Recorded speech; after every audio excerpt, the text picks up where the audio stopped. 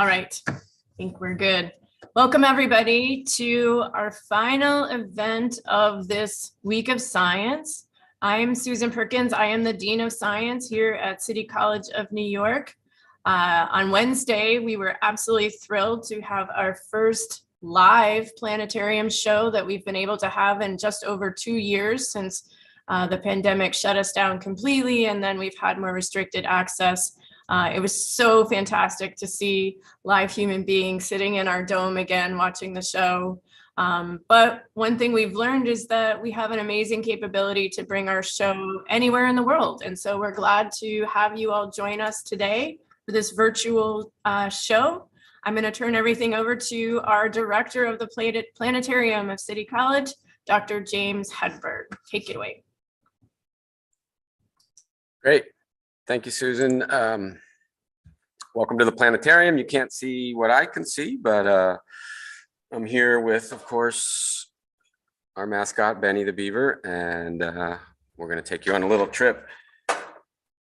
First, I'll start out with set the stage a little bit. So earlier this morning, if you can see this short video being shown right there on your screen, I climbed up to an undisclosed location on campus and took some images, some photographs of Jupiter, Venus, Mars, and Saturn as they're making their way up in the sky as the Earth rotates and the rosy-fingered dawn begins to make her appearance.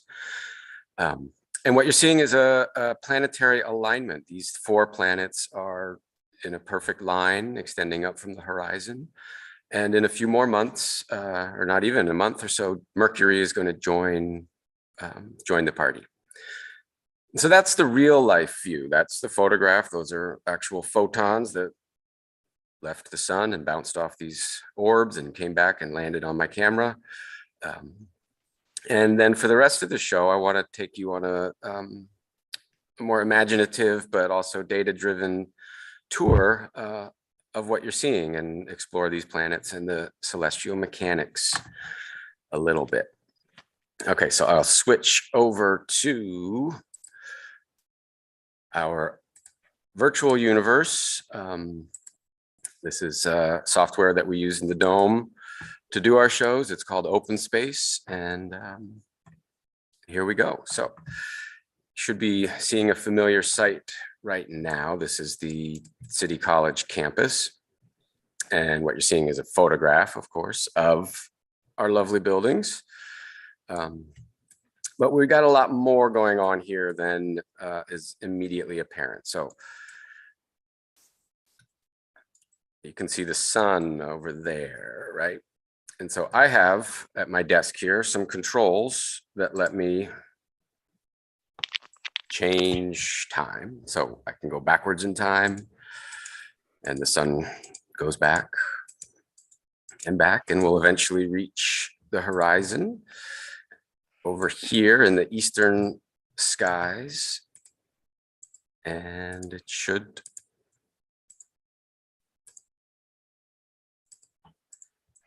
be over around the horizon at this point.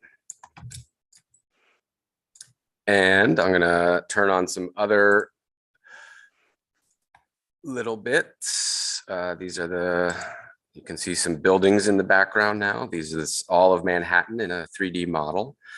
And we can rise up off campus and start to see a view of the surrounding New York City area. And so I'll keep going back in time just a little bit until we get to sunrise, which should be, it was around 5:57 this morning. And this was almost like the view I saw, but I'll add a few more little things. And you should see 4 dots now up on the screen. Those are the planets. Okay. And if I let time progress a little quicker, you'll see everything start to move as it does throughout the morning. Like so. But anyway, we want to focus on that hour or so before sunrise. So we'll go to a sunrise back in March. This is what you're looking at, March 2nd. This is approximately the view that you would see from campus. And the planets were in a slightly different configuration. I don't have any stars showing. We'll look at the stars in a minute, but this is more or less, you know, a faithful representation of what you'd see if you went out and looked. The sizes are a little off, but there they are, 4 planets. We can show you which ones those all are: Mercury, Saturn, Venus, Mars. And now what we'll do is we'll progress through sunrises over the next few months. So I have a little automator that lets us move one day at a time, starting in March and continuing on. Okay, so now we're about halfway through March, and you can see these planets are moving in the sky. I'll put the markers back on so you can watch and see which ones are which. There's a conjunction of Saturn and Mars about to happen. This was at the end of March. Mercury is now faded below the horizon.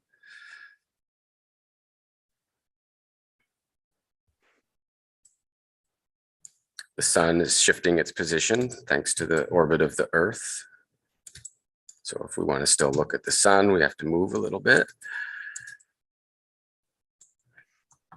And here was an alignment that happened in mid-April, where those 4 presented as a nice little stepping stone coming up from the horizon.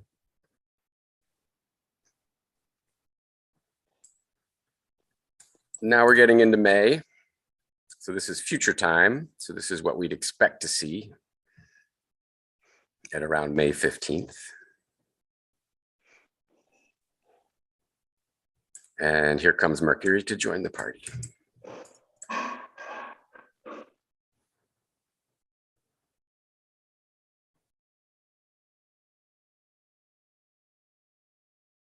And so we'll stop right here on May 31st. And at this point, hopefully there'll be a ton of people outside at around 5 in the morning trying to take pictures of this event, which has all 5 naked eye planets extending up from the horizon. If you were in the dome, you'd be able to see all 5 at once, but because we have smaller screens for these virtual trips, I have to pan around and you can see them there, but they're all there. Those would have been all the planets visible to the ancients. And so now I'll turn on the stars, and this is what I mean by turn on, is pretend that we never had any light pollution in New York, or no one drove cars around and smogged up the sky. And we might expect to see something more like this in the pristine dark sky park.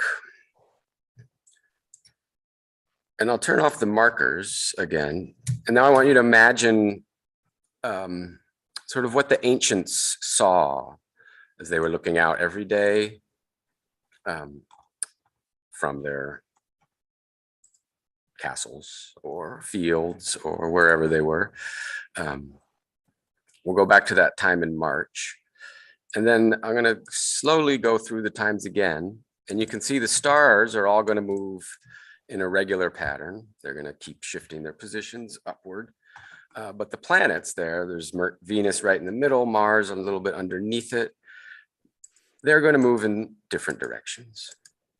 Some are moving in the same as the stars. Some are moving backwards. That's what you know as retrograde motion. And this is why they ended up getting the name wandering stars. They were doing something different.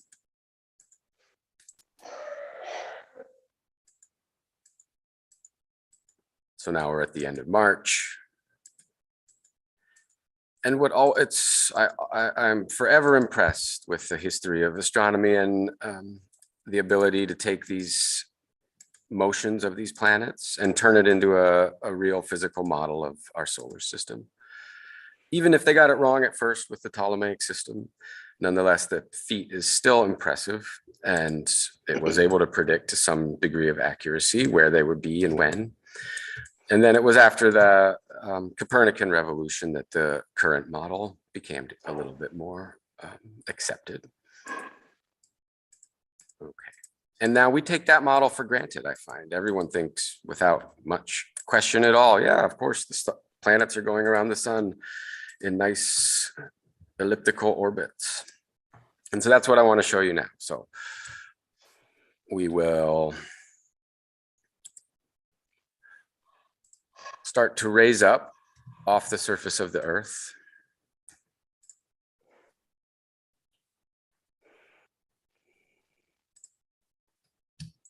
And make our way into the domain of space.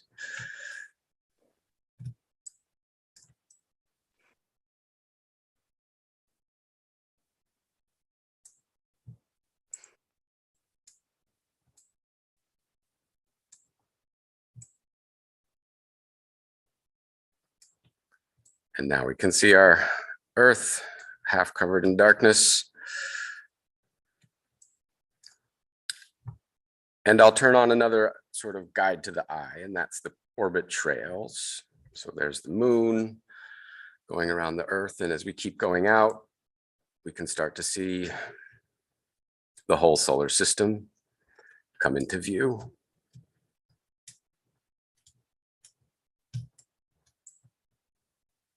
And let's take a nice look at what we see. So here we are. This is about at today's date. I can go back in time to exactly today, April 29th. And remember what you were seeing from the ground in the previous view from New York City was that all of these planets were occupying a similar section of the sky. And so now, by looking at the solar system sort of from the bird's eye view, you can see why this makes sense. In the blue circle, blue orbit there in the center is Earth. And let's see if I can turn some markers on. You can see those other visible planets that were part of that line: Venus, Jupiter, Mars, and Saturn. And you can see Mercury is off on the other side of the sun. But like I said, in a few more weeks, if we let time move along, now we're going to go rather quickly. You'll see that Mercury begins to work its way around the sun and will eventually join all four visible, or join the group, and you'll be able to have all 5 naked eye planets in the same section of the sky.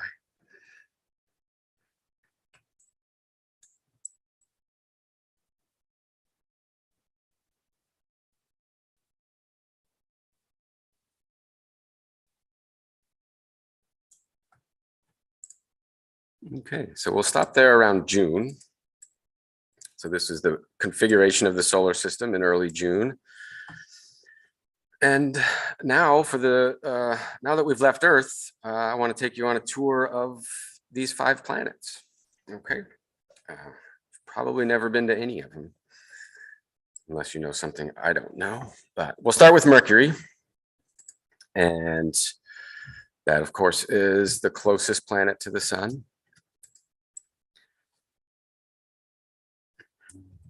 As we get closer, you'll begin to see its crater covered surface. It doesn't look that much different than the moon at first glance. And indeed, it does have some similarities in that there's very, very little atmosphere that present to block any incoming asteroids. It's a little bit bigger than the moon, so its gravitational field is a little stronger. But overall, it is, you could show that to a lot of people and they might guess it was the moon.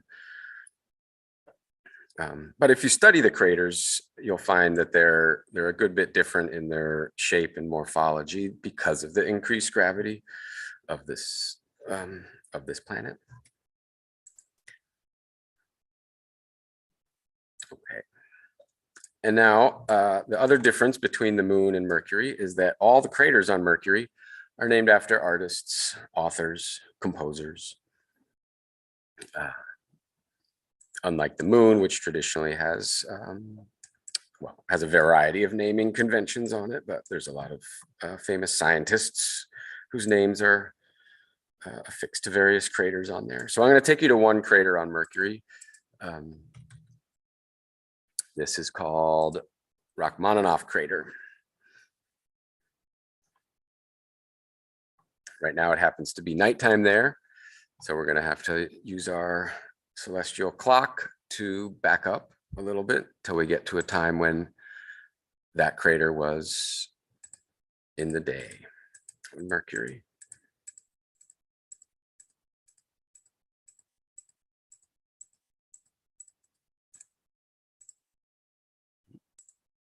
We've gone inside Mercury. That happens every now and then.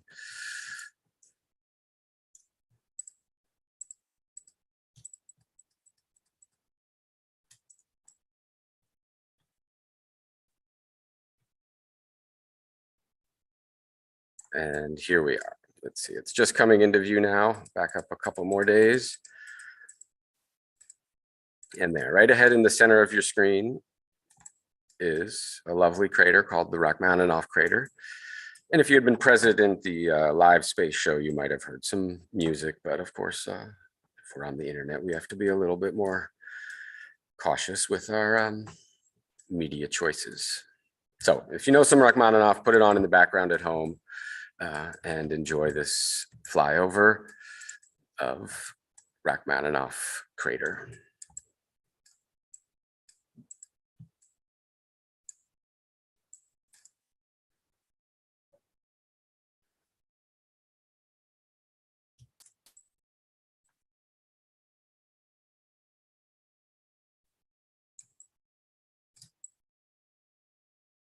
And maybe one day we'll have a piano in the planetarium so we could have some live music.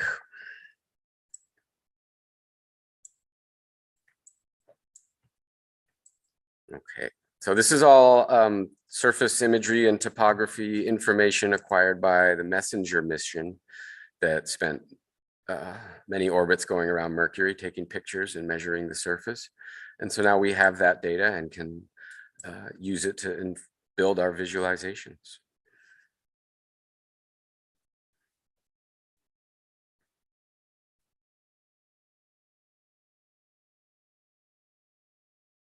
Okay. So that's a quick tour of Mercury. Next up on our path up the sky was, if you remember, was Venus. And Venus is the next planet away from the sun. Right now, it's over there. So let's go in and check out Venus. Venus is awfully different than Mercury, most notably in that it has an atmosphere. And while the atmosphere makes it an interesting place, it also makes it rather difficult to study because it's hard to get images of the surface. We can't see through the atmosphere. Only some radar type observations have been made underneath, so we understand a little bit about the elevations of things on the surface. But there's only been 1 or 2 missions that have successfully landed on Venus. And of course, due to the high temperature and pressure on this surface, they didn't last very long. They were able to send back a few images, but still the exact nature of the surface of Mercury is a very, very open and interesting question. So again, we have some limited data about the surface of this planet, but most of our instruments just can't really see through the atmosphere. So we know a good bit about the atmosphere, but not much about the surface.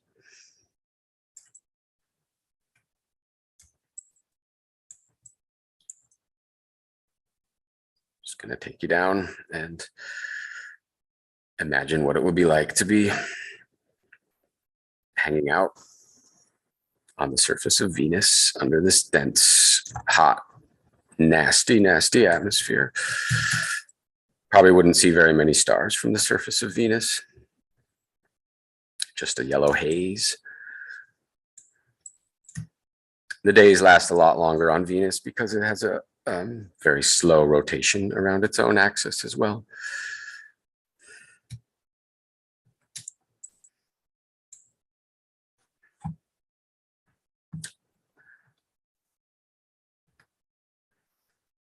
Okay.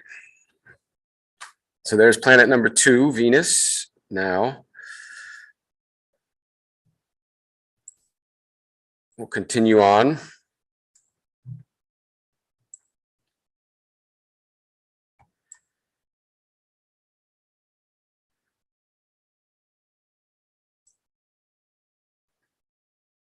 And hit up the red rusty Mars next.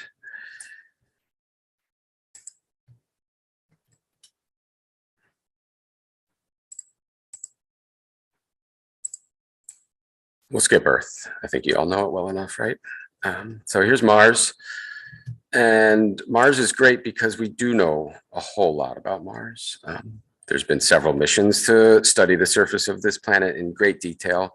We have photographic images at really high resolution that tell us about the surface nearly all over. The highest resolutions, as we'll see, don't cover the whole planet, but maybe one day. And there's also, of course, some rovers right now hanging out in Jezero Crater. So that's the place I want to try and find right now. Jezero Crater, as we get closer, you'll see is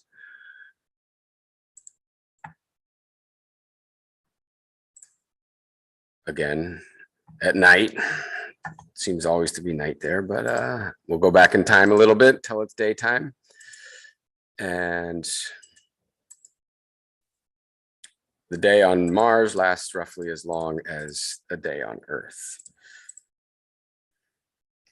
Okay, so I think we should be almost right above Jezero Crater. And so now I'm going to turn on some of these higher resolution layers that we have. And you should see the surface start to become more detailed.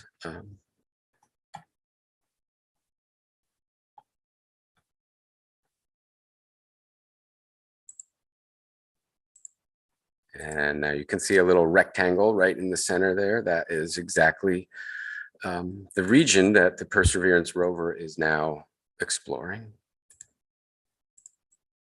And as we get closer, you'll see why it's so interesting.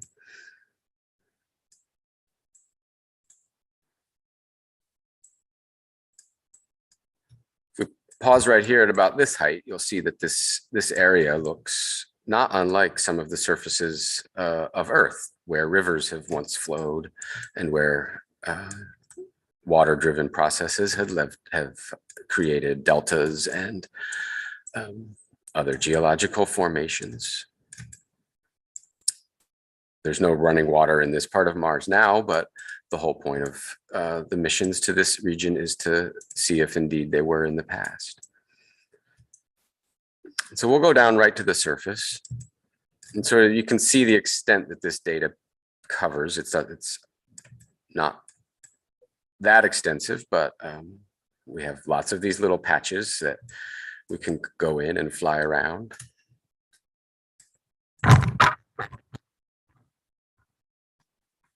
Excuse me.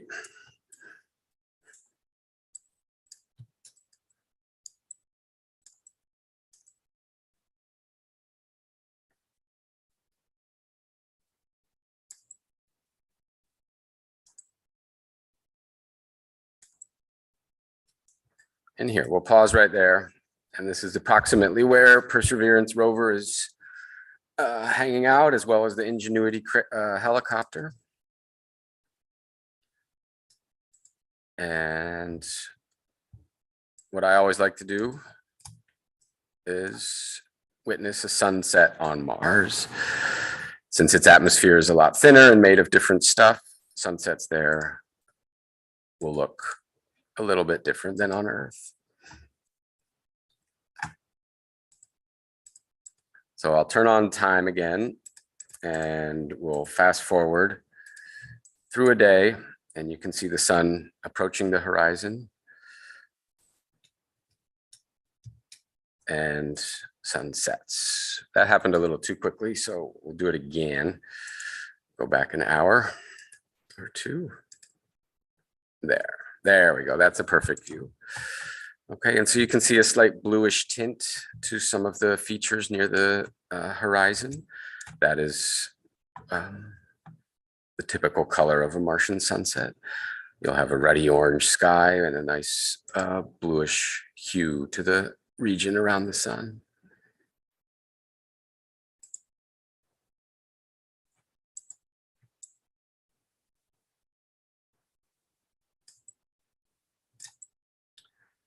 And my ultimate goal would be to go and set up a little watercolor easel on Mars and paint some sunsets there. I think that would be really enjoyable. Since that probably is not going to happen, I might try and start an art studio here in the planetarium where we could project this on the dome and then have some drawing classes for Martian landscapes. I think that would be a lot of fun. These are views that humanity has never seen, and unclear when we will. Maybe in the next few years, but we'll see. Anyway, so there's Mars. We'll leave Mars and proceed up through the atmosphere.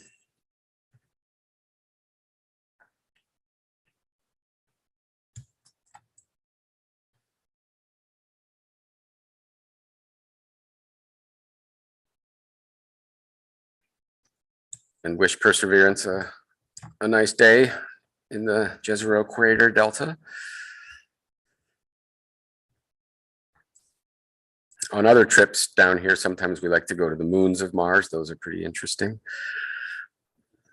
But in the essence of time, we'll skip those destinations and proceed to our fourth planet. That was Jupiter.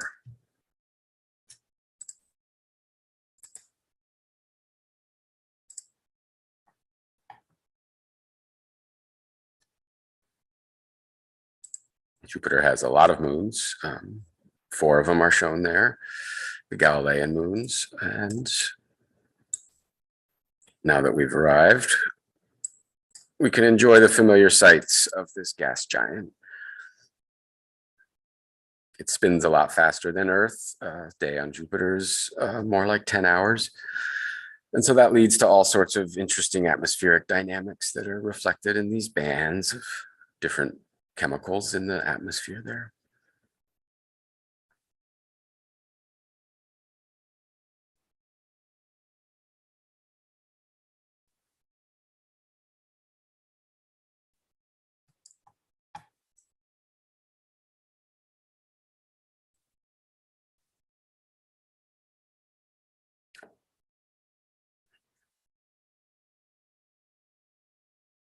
Currently, there's the Juno mission going around Jupiter at the moment, which is sending back beautiful images fairly regularly. Those are ones you've probably seen that look more like oil paintings than science images.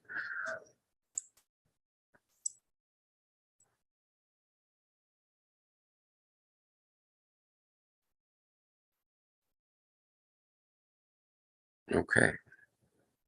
And now, in a way, we're kind of recreating one of the Voyager missions that bounced off Jupiter's gravitational field and then proceeded to the ringed beauty of Saturn.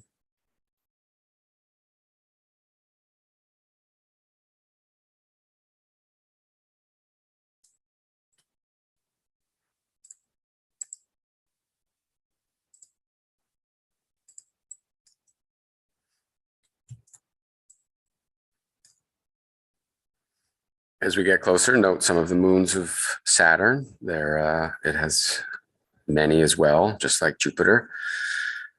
And then we begin to see the familiar ring structure. Galileo observed it in his telescope and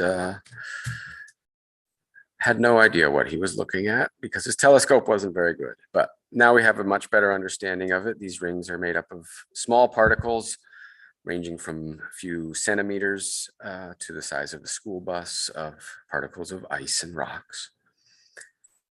And also what's only been, what was discovered more recently are all of these bands in the rings that have less particles. Those are there because there are some moons occupying those regions that have sort of swept the area clean. You can think of them as little moon brooms. Saturn has seasons as well. It's on a tilt compared to the plane of its orbit.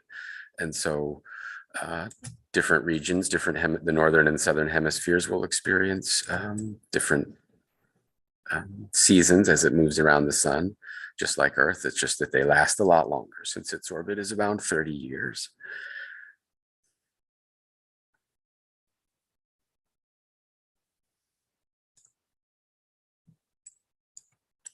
And since we have a minute, I'm going to take you to one of the moons of Saturn, Titan. So this is a really interesting little moon around Saturn, and it was visited by one of the probes from the Cassini mission. So Cassini dropped off a little lander named Huygens, and Huygens was able to actually make it to the surface of this moon and take some pictures, measure some surface features, and send it back. It still holds the record for the farthest distance away that we've landed a spacecraft.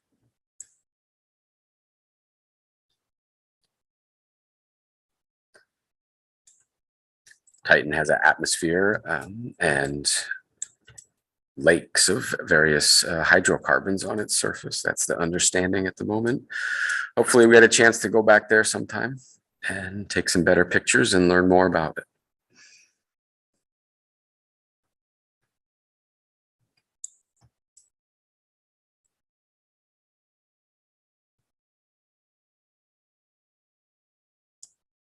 There's a Saturn rise over Titan.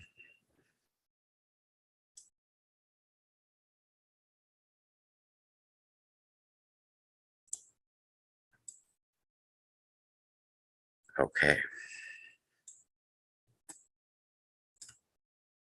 And now, I'm afraid we'll have to venture our way back to our little blue marble.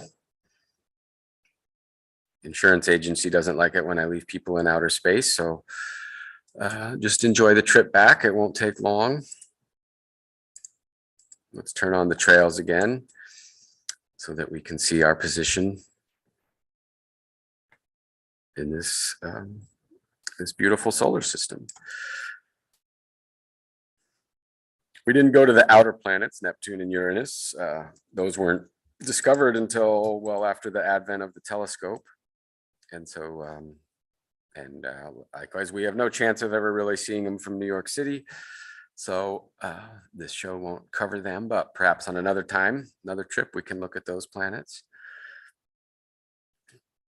Here we're just looking at those are the 5 naked eye planets, as they're called. So those were known to the ancients, and their motions were studied.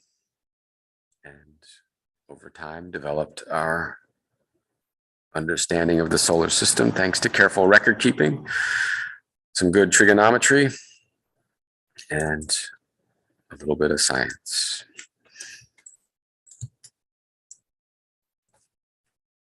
Where do you want me to drop you off?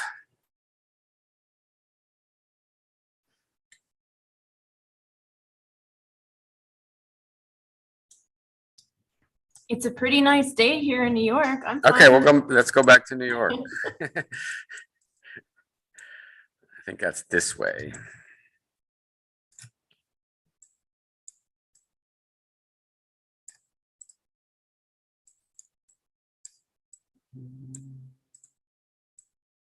Is it, or is that Australia? Yep, I think I'm on the wrong side.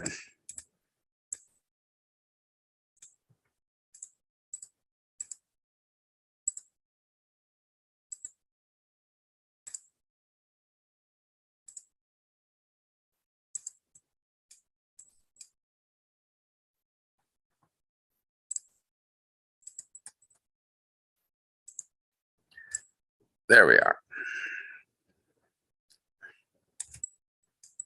Okay.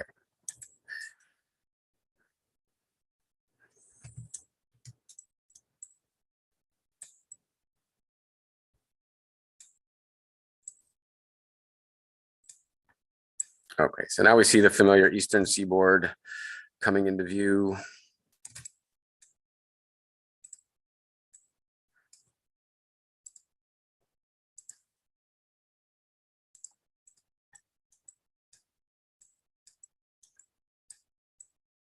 And there's our little island.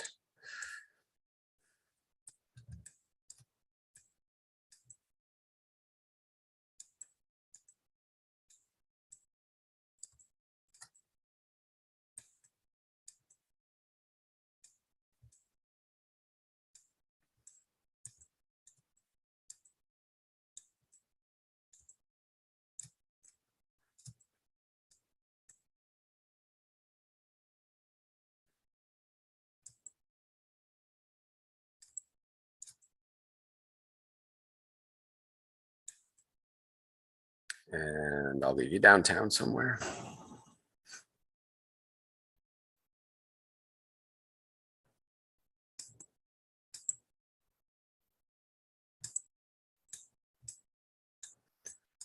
Okay, well, with that, I'm going to thank you all for hanging out on the virtual trip. It's much more fun in the dome, but hopefully you can come by sometime for a in-person show. We should start having some newer one, some open, free to the public shows in the near future, hopefully. And check out our website, CCNY Planetarium, for when we put a schedule up. That's where it will go.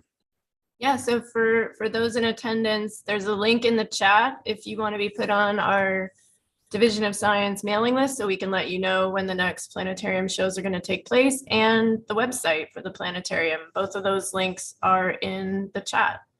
So I hope you enjoyed today's final week of science event. It was really nice having everybody here, and I hope we'll see you all in person very soon. Thank you, Dr. Hedberg.